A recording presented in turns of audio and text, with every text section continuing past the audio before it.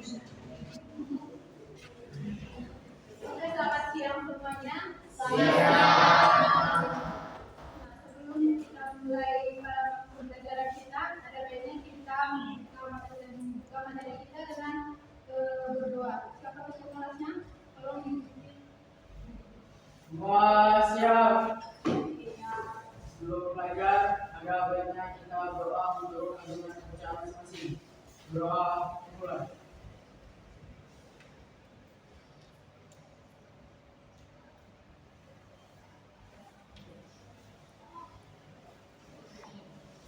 Setelah selesai, beri salam kepada kakak guru. Selamat siang, Kak.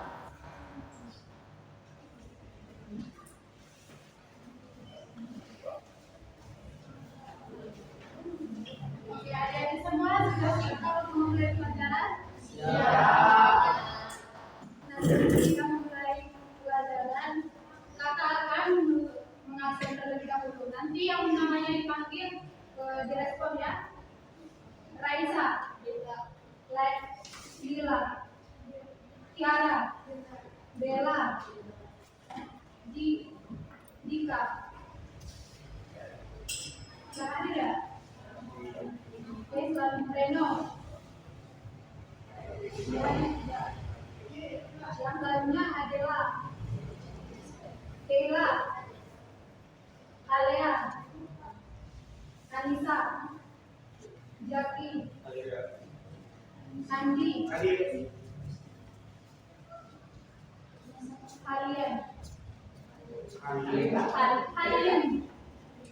Syakir, Fadri, Ahmad, Lisa, Cecil, Ika, Diana, Kayla, Arisa, Silvia.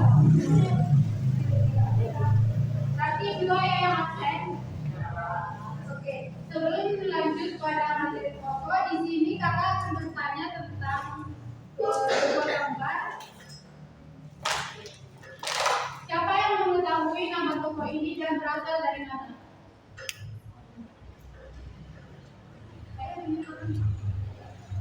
Ya, siapa namanya? Berasal dari Ya, benar. Ini adalah raja Sisingamangaraja yang berasal dari Sumatera Utara. Yang gambar yang kedua, siapa yang tahu gambar ini? Namanya siapa? Ya, betul sekali. Ini adalah Kapten Patimura dari Maluku. Dan gambar yang selanjutnya ada yang terakhir ini. Siapa yang tahu? Pangeran Diponegoro berasal dari Diponegoro. Ya, ini adalah Pangeran Diponegoro dari Yogyakarta.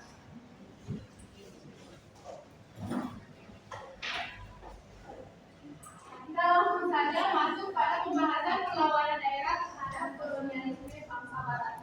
Nah, sebelum masuk pada materi ini, siapa yang mengetahui pengertian dari kolonialisme? Setahu saya, Kak, untuk sistem kolonialisme adalah sebuah sistem di mana suatu negara memperluas kekuasaan ekonominya dengan cara menguasai wilayah negara lain.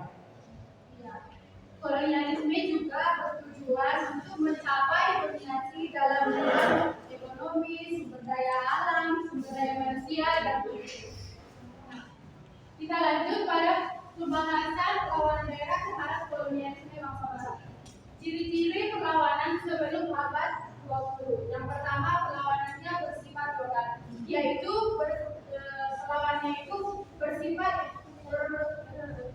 bertempat di daerah-daerah seperti di daerah-daerah yang melawan yang Patimura, yang Maluku, yang perlawanan yang di Yogyakarta. Terus yang kedua, tidak menggunakan organisasi. Nah, orang ini tidak menggunakan organisasi, melainkan perkumpulan-perkumpulan daerah, yaitu perkumpulan daerah setiap kota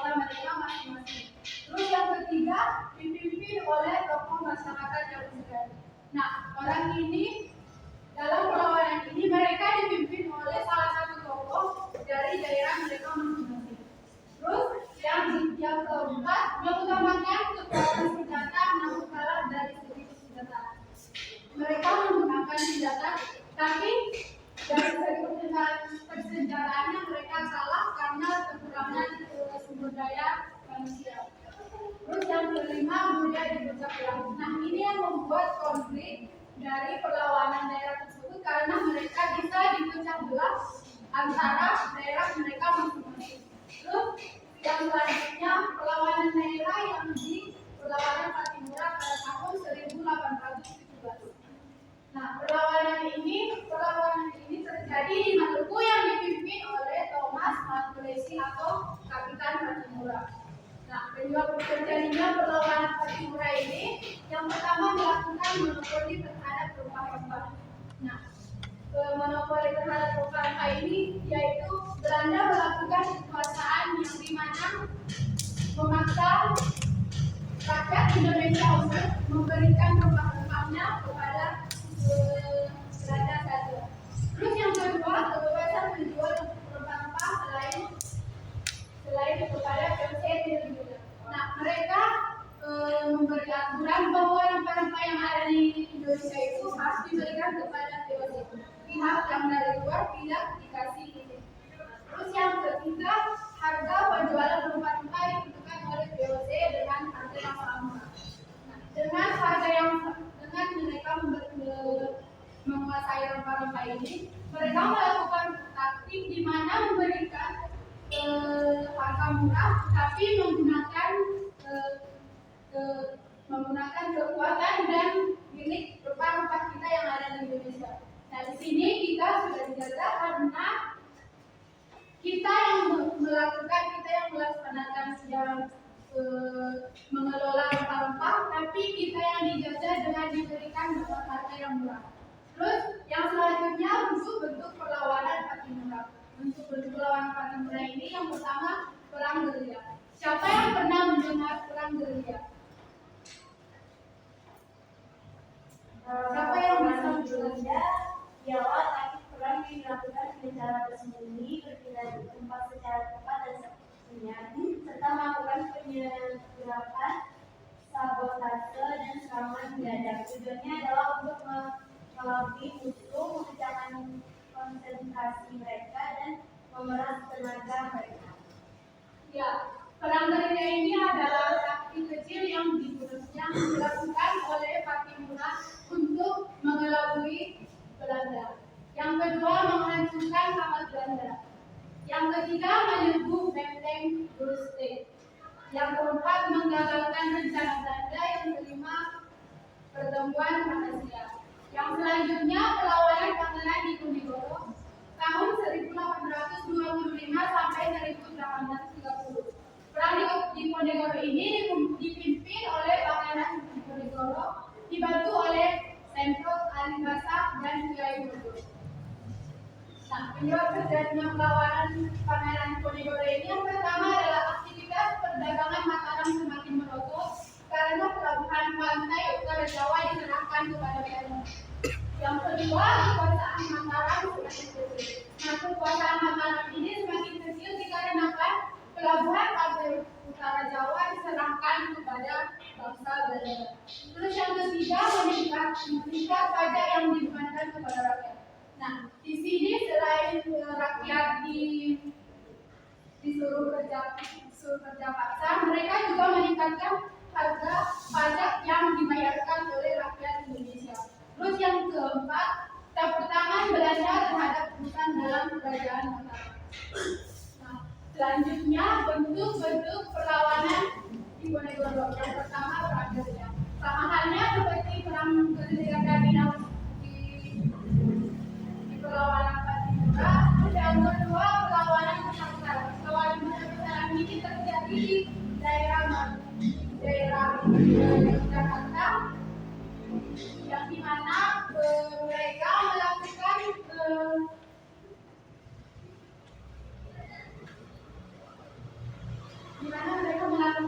keputusan untuk melawan Belanda secara kecil-kecilan, yaitu taktik yang digunakan ini taktik gerilya. Yang ketiga, mengirim putusan kepada bupati dan ulama. Yang keempat, membagi wilayah perang dan pertahanan. Mereka membagi wilayah perang dan pertahanan di setiap daerah-daerah mereka. Yang kelima, menggunakan dua serangan. Terus yang selanjutnya adalah perlawanan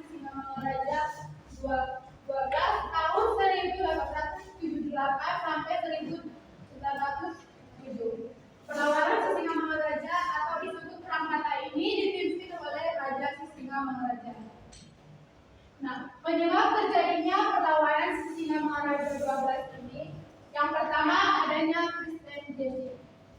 Siapa yang tahu pengertian dari Kristen Jenny?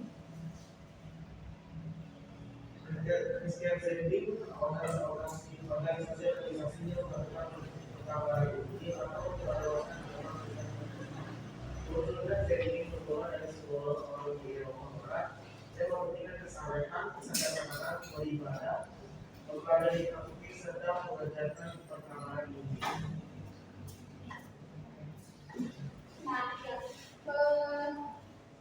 adanya Kristen Jenny ini adalah mengkristenkan seluruh wilayah Sumatera Utara, yang dimana yang dilakukan oleh Belanda sendiri. Yang kedua, kekuasaan Singamangaraja diperkecil dan Belanda melakukan peluasan wilayah kekuasaan.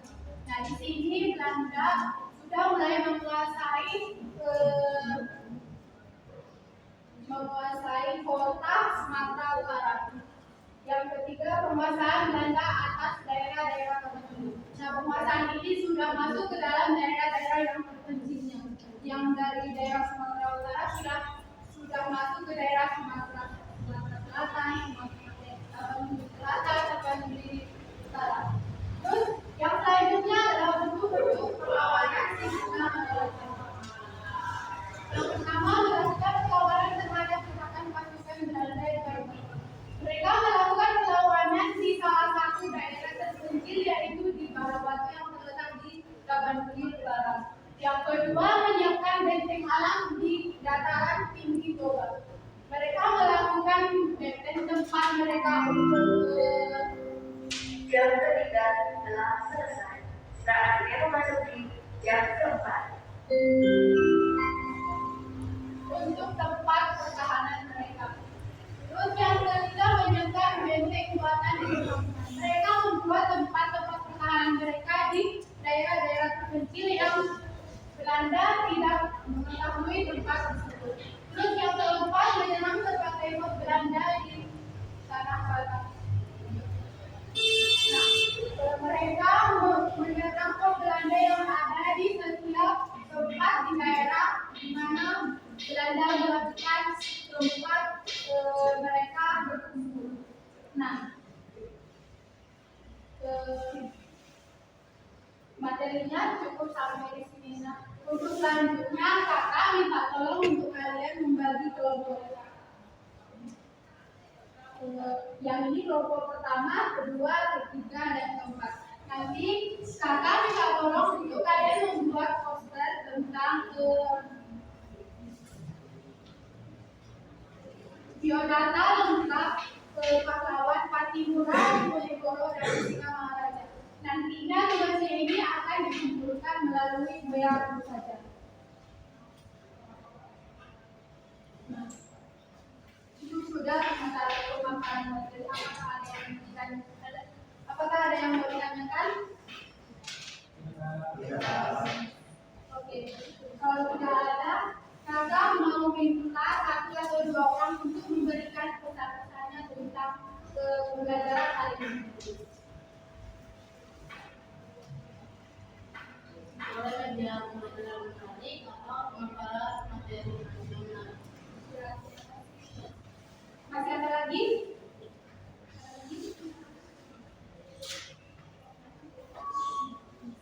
Oke, baiklah, terima kasih. Cukup sekian pembelajaran kita pada hari ini. Jika ada kesalahan kata atau perbuatan yang tidak selamat menerangkan atau memaparkan materi, kami ucapkan mohon maaf dan terima kasih.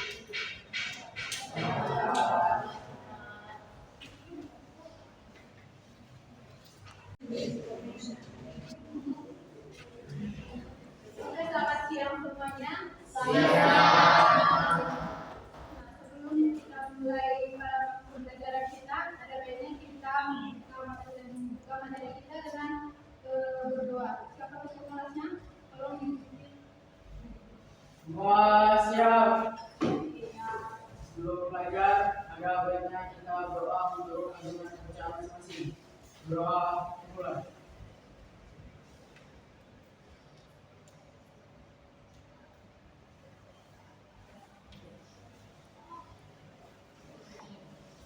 Setelah selesai, beri salam kepada kakak guru. Selamat siang, Kak.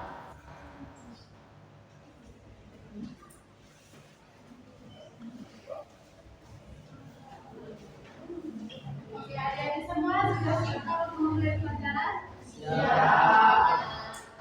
Nah, sebelum kita memulai pelajaran, kakak akan mengabsen terlebih dahulu. Nanti yang namanya dipanggil direspon ya. Raisa, Lila, Tiara, Bella, Dika. Yang hadir ya? Oke, selamat Reno. Yang lainnya adalah Kayla, Alea, Anissa, Jaki, Andi, Halim,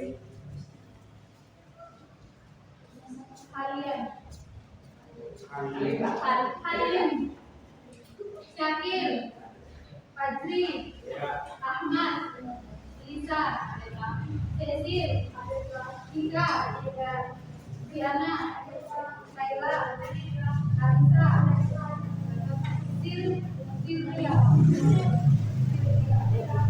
Berarti dua yang absen. Oke, sebelum lanjut pada materi pokok, di sini kakak akan bertanya tentang sebuah gambar. Siapa yang mengetahui nama tokoh ini dan berasal dari mana?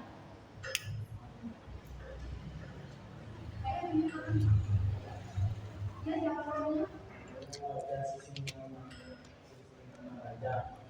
Berasal dari Taman Desa Sumatera Utara. Ya, benar. Ini adalah raja Sisingamangaraja yang berasal dari Sumatera Utara. Yang gambar yang kedua,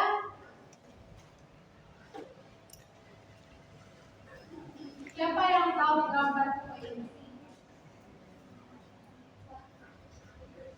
Namanya siapa? Ya, betul sekali. Ini adalah Kapten Patimura dari Maluku. Dan gambar yang selanjutnya ada yang terakhir ini. Siapa yang tahu? Pangeran Diponegoro berasal dari Diponegoro. Ya, ini adalah Pangeran Diponegoro dari Yogyakarta.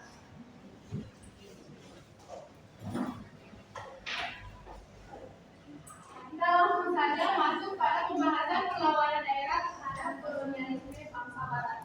Nah, sebelum masuk pada materi ini, siapa yang mengetahui pengertian dari kolonialisme? Setahu saya Kak, untuk sistem kolonialisme adalah sebuah sistem di mana suatu negara memperluas kekuasaan dan pengaruhnya dengan cara menguasai wilayah negara lain. Ya. Kolonialisme juga bertujuan untuk mencapai dominasi dalam bidang ekonomi, sumber daya alam, sumber daya manusia, dan politik. Nah, kita lanjut pada pembahasan perlawanan daerah terhadap kolonialisme bangsa Barat. Ciri-ciri perlawanan sebelum abad 20. Yang pertama, perlawanannya bersifat lokal, yaitu perlawanannya itu bersifat bertempat di daerah-daerah seperti di daerah-daerah yang melawan yang Patimura, yang Maluku, yang perlawanan yang di Yogyakarta. Terus yang kedua, tidak menggunakan organisasi. Nah, orang ini tidak menggunakan organisasi, melainkan perkumpulan daerah, yaitu perkumpulan daerah setiap kota mereka masing-masing. Terus yang ketiga, dipimpin oleh tokoh masyarakat yang berada. Nah, orang ini dalam perlawanan ini mereka dipimpin oleh salah satu tokoh dari daerah mereka masing-masing. Terus yang keempat, mengutamakan kekuatan senjata namun kalah dari segi senjata. Mereka menggunakan senjata, tapi dari segi persenjataannya mereka kalah karena kekurangan sumber daya manusia. Terus yang kelima, mudah dibecah belah. Nah, ini yang membuat konflik dari perlawanan daerah tersebut karena antara daerah mereka masing-masing. Terus yang selanjutnya perlawanan daerah yang di perlawanan Pattimura pada tahun 1817. Nah, perlawanan ini terjadi di Maluku yang dipimpin oleh Thomas Maluku atau Kapitan Pattimura. Nah, penyebab terjadinya perlawanan Pattimura ini yang pertama melakukan monopoli terhadap rempah-rempah. Nah, monopoli terhadap rempah-rempah ini yaitu Belanda melakukan kekuasaan yang dimana memaksa rakyat Indonesia untuk memberikan rempah-rempahnya kepada Belanda saja. Terus yang kedua, kebebasan menjual rempah-rempah selain kepada VOC Indonesia. Nah, mereka memberi aturan bahwa rempah-rempah yang ada di Indonesia itu harus diberikan kepada VOC. Pihak yang dari luar tidak dikasih izin. Terus yang ketiga, harga penjualan rempah-rempah ditentukan oleh VOC dengan harga yang sama. Nah, dengan mereka menguasai rempah-rempah ini, mereka melakukan taktik di mana memberikan harga murah, tapi menggunakan kekuatan dan milik rempah-rempah kita yang ada di Indonesia. Nah, di sini kita sudah dijaga karena kita yang melaksanakan mengelola rempah-rempah, tapi kita yang dijaga dengan diberikan harga yang murah. Terus yang selanjutnya bentuk perlawanan Pattimura. Bentuk perlawanan Pattimura ini yang pertama perang gerilya. Siapa yang pernah mendengar perang gerilya? Siapa yang bisa gerilya ialah taktik perang yang dilakukan dengan cara bersembunyi, berpindah di tempat secara tepat dan sunyi, serta melakukan penyerapan, sabotase dan serangan mendadak. Tujuannya adalah untuk mengelabui musuh, memecahkan konsentrasi mereka dan memeras tenaga mereka. Ya, perang gerilya ini adalah taktik kecil yang dilakukan oleh Pattimura untuk mengelabui Belanda. Yang kedua, menghancurkan kapal Belanda. Yang ketiga, menyerbu benteng Brunswick. Yang keempat, menggagalkan rencana Belanda. Yang kelima, pertemuan rahasia. Yang selanjutnya, perlawanan Pangeran Diponegoro tahun 1825 sampai 1830. Perang Diponegoro ini dipimpin oleh Pangeran Diponegoro, dibantu oleh Semprot Alibasa dan Kiai Bodo. Nah, penyebab terjadinya perlawanan Pangeran Diponegoro ini yang pertama adalah aktivitas perdagangan Mataram semakin merosot karena pelabuhan pantai utara Jawa diserahkan kepada Belanda. Yang kedua, kekuasaan Mataram semakin kecil. Nah, kekuasaan Mataram ini semakin kecil dikarenakan pelabuhan pantai utara Jawa diserahkan kepada bangsa Belanda. Terus yang ketiga, meningkat pajak yang dibebankan kepada rakyat. Nah, di sini selain rakyat disuruh kerja paksa, mereka juga meningkatkan harga pajak yang dibayarkan oleh rakyat Indonesia. Terus yang keempat, pertangan Belanda terhadap perusahaan dalam kerajaan Mataram. Nah, selanjutnya bentuk-bentuk perlawanan Diponegoro. Yang pertama, perang gerilya. Sama halnya seperti perang gerilya tadi di perlawanan Pattimura. Yang kedua, perlawanan besar-besaran. Perlawanan besar-besaran ini terjadi di daerah Jakarta, yang dimana mereka melakukan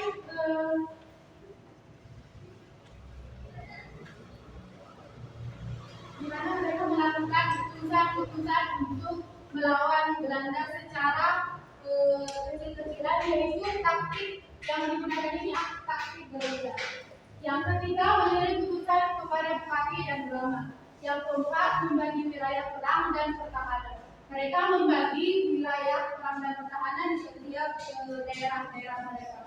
Yang kelima, menggunakan dua sarung. Terus yang selanjutnya adalah perlawanan Singamangaraja 12 tahun 1878 sampai 1907. Perlawanan Singamangaraja atau disebut perang Penyebab terjadinya perlawanan Sisingamangaraja 12 ini, yang pertama adanya Kristen Jenderal. Siapa yang tahu pengertian dari Kristen Jenderal? Christian Sending, organisasinya melakukan pertama ini atau penyelesaian kebetulan Sending bergolongan dari sebuah orang di Eropa Barat dan mementingkan kesamaan, kesadaran beribadah, berada di kaki serta mengajarkan perkataan ini. Nah, ya, adanya Kristen Jenderal ini adalah mengkristenkan seluruh wilayah Sumatera Utara, yang dimana yang dilakukan oleh Belanda sendiri. Yang kedua, kekuasaan Sisingamangaraja diperkecil dan Belanda melakukan perluasan wilayah kekuasaan. Nah, di sini Belanda sudah mulai menguasai kota Sumatera Utara. Yang ketiga, penguasaan Belanda atas daerah-daerah terpencil. Nah, penguasaan ini sudah masuk ke dalam daerah-daerah yang terpencilnya. Yang dari daerah Sumatera Utara sudah masuk ke daerah Sumatera Selatan, Sumatera Utara. Terus yang selanjutnya adalah bentuk-bentuk perlawanan Sisingamangaraja. Yang pertama, melakukan perlawanan terhadap gerakan pasukan Belanda di Bali. Mereka melakukan perlawanan di salah satu daerah terpencil, yaitu di Batu yang terletak di Tabanuki Utara. Yang kedua, menyiapkan benteng alam di dataran tinggi Toba. Mereka melakukan benteng tempat mereka untuk Jam ketiga telah selesai. Saatnya memasuki jam keempat. untuk tempat pertahanan mereka. Terus yang ketiga, menyiapkan benteng buatan di rumah. Mereka membuat tempat-tempat pertahanan mereka di daerah-daerah terpencil yang Belanda tidak mengetahui tempat tersebut. Terus yang keempat, menyerang tempat tembok Belanda di tanah Batak.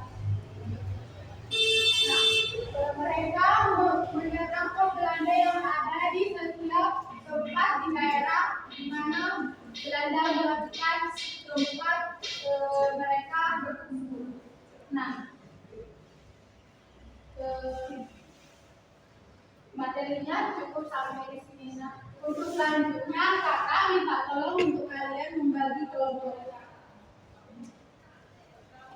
Yang ini kelompok pertama, kedua, ketiga, dan keempat. Nanti kakak minta tolong untuk kalian membuat poster tentang biodata lengkap pahlawan Patimura, Bojonegoro, dan Sisingamangaraja. Nantinya tugasnya ini akan dikumpulkan melalui WA saja. Nah, itu sudah sementara pemaparan materi. Apakah ada yang mau ditanyakan? Oke, kalau tidak ada, kakak mau minta satu atau dua orang untuk memberikan pesan-pesannya tentang pembelajaran kali ini. Boleh dia pembelajaran menarik atau pemaparan materi nasional. Masih ada lagi?